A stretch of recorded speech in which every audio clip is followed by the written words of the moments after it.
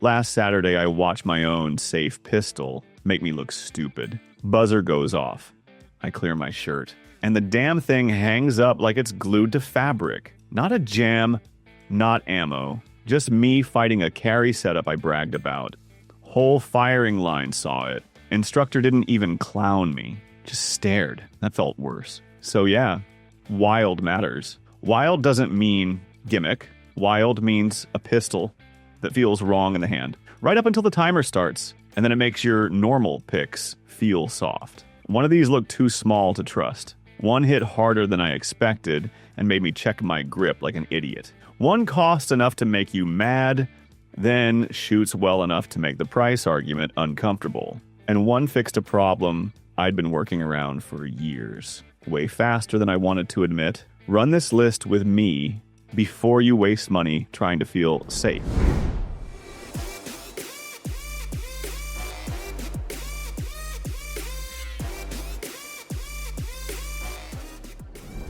Last weekend at a local match outside Austin, the heat came in early and everybody started lying to themselves. Just warming up! No. Guys missed shots they don't miss. Timer screamed and people got quiet. I had the CZ Shadow 2 compact in the bag like a spare. In my head, it was still a compact pretending to be a real match gun. Stage 1, I proved I'm not special. Came in hot, tried to get cute on a reload, and I half-seated the mag. That dead little click hit my stomach. Whole squad saw it. I slapped it home and expected the rest of the run to turn into a public funeral. It didn't. That's where it got weird. The Shadow 2 compact felt almost wrong. Too easy to run fast, like it wanted me to overdrive it. Trigger broke clean enough to make me nervous. Reset snapped back so hard, it pulled me forward. The gun stayed flat while my grip got slick and my brain got greedy. By stage 2, people stopped watching targets and started watching my hands. One guy walked up and just said that the compact, like he already knew. By stage 3, 2 dudes asked to hold it. One admitted he'd been hunting one for weeks. It's compact, but it still rides heavy, and that trigger makes me watch myself. It shot like it belonged, and I hated how fast I started depending on it. Yesterday afternoon, I sat in Houston traffic, barely moving. AC losing a fist fight with the heat. One of those drives where you start hating everything for no reason. So I pulled off into a safe spot and ran a few dry reps just to stay sharp, because sitting there makes my brain rot. I had the Walther PDP Pro E compact on me, and I didn't expect much. Good enough. That was the whole opinion. 2 reps in, something felt off. Not bad, not snappy, just too easy. Grip locked in like it had teeth.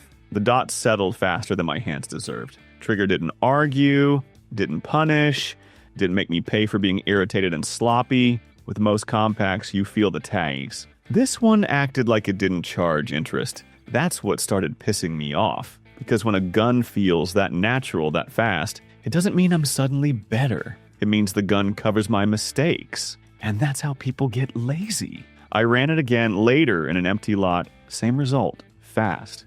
Clean. Almost quiet. Like it wanted me to speed up and stop thinking. On the way home, I hit a shop. I didn't even finish saying the name, and the guy behind the counter just shook his head. Not dramatic, just tired. They don't sit, was basically it. Claimed quick. Gone quick. I walked out annoyed, because now I had a decision in my pocket, and I hate rush decisions. What came after that? The next one. It didn't feel easy at all. It felt like too much. I wanted to hate the HKCC9 the second I unboxed it. Not because it looked ugly, because it didn't feel like an HK, no brick in the hand weight. No overbuilt attitude, just this small, plain pistol that felt forgettable. That alone pissed me off. Back in February, I sat in my truck outside a Walmart after dark. Engine running a few vehicle draw reps. Seatbelt digging into my ribs, elbow catching the door, everything cramped and stupid the way real life stays. I brought the CC9, expecting it to feel awkward. It didn't, and that made me even madder, because it also didn't cover for me. Every shot came back honest. If my grip got even a little lazy, the gun told on me immediately. No close enough, no free pass. Old HKS carry you a little. This one strips you down and makes you show up. So I tightened up. Then it clicked. Not easier. cleaner. The CC9 turned into a mirror I didn't ask for, and I kept finding little mistakes I'd been getting away with for years. Here's the problem. It still feels plain in the hand. No charm, no romance, just results. That night, I tried to find another one. 3 tabs open, and everything was either gone or priced like a punishment. And the next pistol, it didn't expose my mistakes. It tried to overpower them. The Springfield Armory Echelon 4.0C lived in my glove box for a bit, which already tells you the mood. Receipts, dust, loose junk rolling around, stale heat trapped in the plastic, and I'm digging for it like I'm looking for a missing socket. I kept hearing safe pick, so I wanted it to act safe. It didn't. I ran it. The gun came out feeling like a compact that drank too much coffee. Sharp bark, mean little recoil impulse. Grip texture biting just enough to remind me this wasn't built to be cute. It didn't hand me confidence. It demanded attention. And that's where it got interesting. The Echelon 4.0C didn't feel like another compact trying to disappear. It felt like Springfield took the bigger Echelon attitude and cut it down without sanding off the edges. Same serious platform energy, just meaner in the hand. If I got lazy, it told me.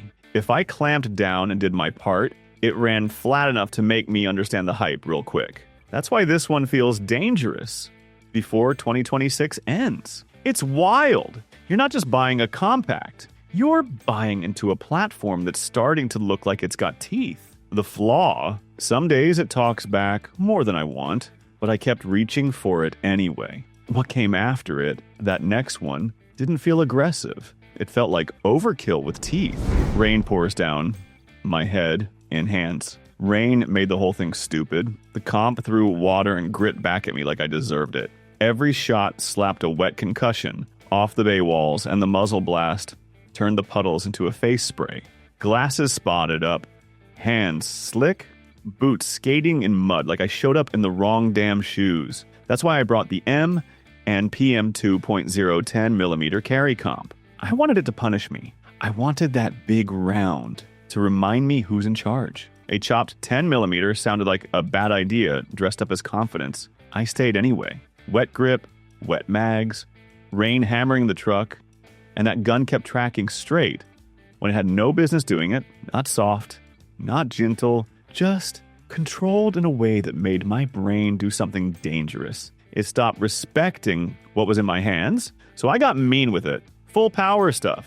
Sloppy footing, pressure I didn't earn. I waited for the moment it would buck, smear hits, make me back off. It didn't. That's the part that messed with me.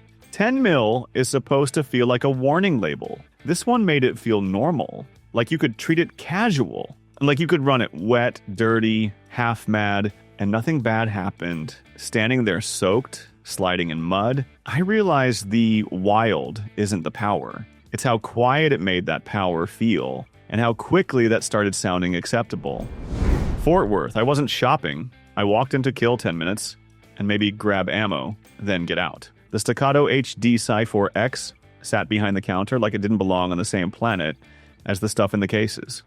Clean, quiet, almost hidden. I asked to see it, like I was just curious. The second it hit my hand, my brain went dead silent. Not wow. More like my excuses got muted. I brought it up in that little dead space between the counter and my face, and it felt tight in a way that pissed me off. Every tiny input went straight through the gun. No slop, no cushion, like it was built to punish hesitation. Then the adult math started running my mouth.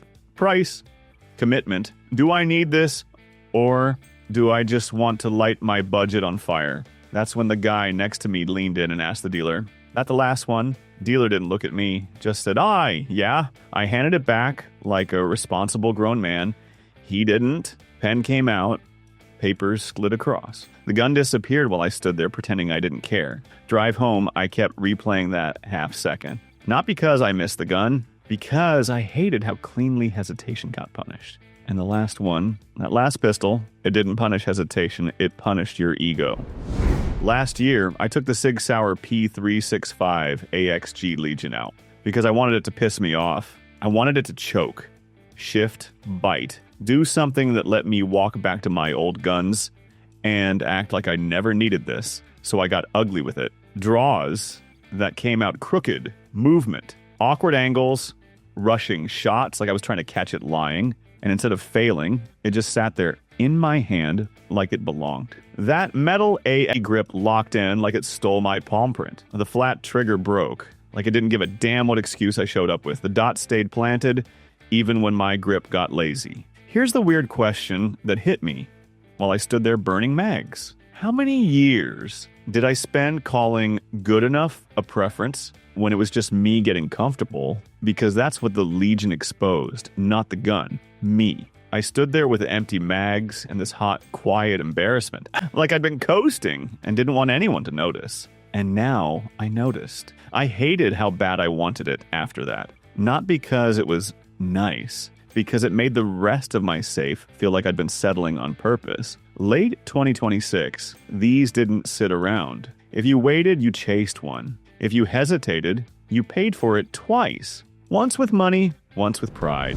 That's all for today's video. Not best on paper, not the safe picks everybody repeats. These are the pistols that feel unfair when you actually run them. And they're worth grabbing before 2026 ends, because waiting turns into you settling, overpaying, or acting like you never wanted it.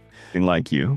And yeah, one of these still bothers me. It shoots too well to dismiss, but there's one thing about it I still don't fully trust. That itch doesn't go away. So tell me straight, which one is the real wild must-buy, and which one is just hype wearing a better trigger? Drop your story. The gun you bought as a joke and ended up trusting, or the one that burned you. I'm Steve. Don't get comfortable.